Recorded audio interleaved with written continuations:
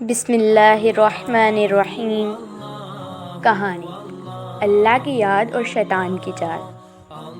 ایک شخص روز رات کو تنہائی میں اللہ تعالیٰ کا ذکر کیا کرتا تھا۔ اس کام میں اس نے کبھی ناغہ نہ کیا تھا۔ ایک دن شیطان نے اس کے دل میں وسوسہ ڈالا کہ اے شخص، تو ہر روز رات کو اللہ اللہ کرتا ہے اور ایک مدت گزر گئی ہے اس کام کو کرتے ہوئے، لیکن کیا کبھی ایک بار بھی اللہ تعالیٰ کی بارگاہ سے جواب میں لبیک ہوئی ہے؟ تو کس عاجزی اور انکساری سے اللہ کی ضربیں لگاتا ہے، لیکن بارگاہ خداوندی سے تجھے ایک جواب تک نہیں آیا۔ اس شخص کے دل میں اس خیال کا آنا تھا کہ وہ پریشان ہو گیا اور شکستہ خاطر ہو کر لیٹ گیا۔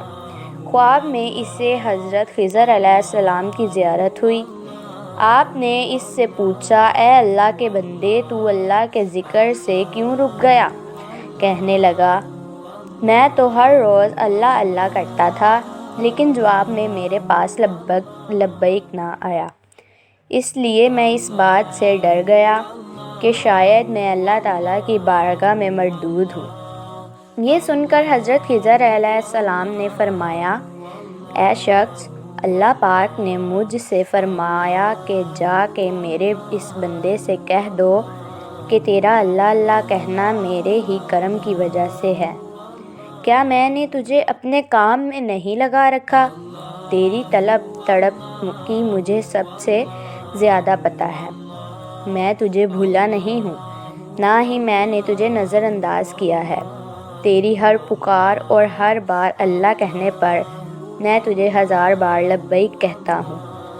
تجھے یہ سوچ، یہ عمل، یہ طلب میں نے ہی دی ہے اور میں نے ہی تجھے اس کام پر لگایا ہے، اور اصل میں تجھ سے زیادہ میں ہی تیرا اشتیاق و شوق ہے۔